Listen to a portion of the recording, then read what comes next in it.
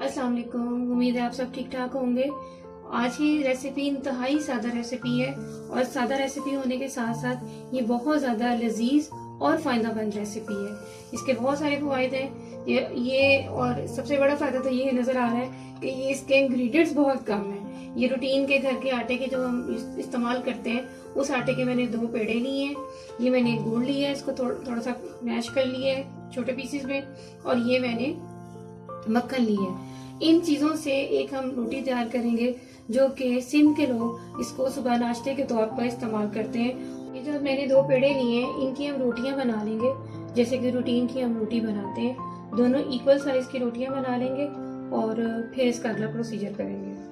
रोटी को मैंने बेल ली है। अब इस रोटी के ऊपर ये जो गुड़ है इसको मैं फैला दूंगी। ये मैंने सारा गुड़ इसके ऊपर फैला दिया है, बिल्कुल उसी तरह जिस तरह हम रूटीन में आलू के पराठे या मूली के पराठे बनाते हैं उसी तरह इसको मैंने यहाँ पर सारा गुड़ लगा दिया है। और जो दूसरे रोटी का पेड़ा जो मैंने बनाया था उसी साइज की रोटी मैं अब इसके ऊपर डाल के इसको कवर कर दूंगी। ऐसे करके इसको हम यूं कवर कर देंगे और इसके ऊपर इसको साइडों से प्रेस कर देंगे ताकि ये खुलेगी। ये मैंने तवा गर्म करने रख दिया था। अब इस रोटी को थोड़ा मोटा ही रखेंगे, बारीक नहीं करेंगे। इस रोटी को मैं इस पे डाल दूंगी। एक तरफ से लगे कि पक गई है तो उसकी साइड चेंज कर देंगे। रोटी को सेकते जाएंगे।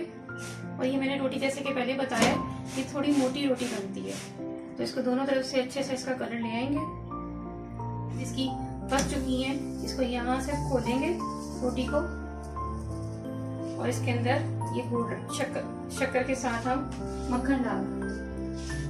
फटाफट ये अमल करेंगे और फिर इसको किसी प्लेट में, बड़ी प्लेट में फौरी तौर पर निकाल लेंगे। अंदर गुड़ और मक्खन इसका जो मिक्सचर है इसके साथ इस रोटी को खाया जाता है। और फिर फौरी गरम गरम रोटी के ऊपर इसको अच्छे से जो है ये मक्खन इसके ऊपर लगा दिया जाता है। दोनों साइड्स पे, नीचे भी मैंने लगा दिया और ऊपर भी लगा रहे हैं। और इसको ऐसे तोड़ के फिर इसकी जो जूसी बाइट बनती है वो इंतहाई सॉफ्ट, इंतहाई मजे की और बहुत ही फायदेमंद। उम्मीद करती हूँ मेरी आप इस रेसिपी को पसंद करेंगे।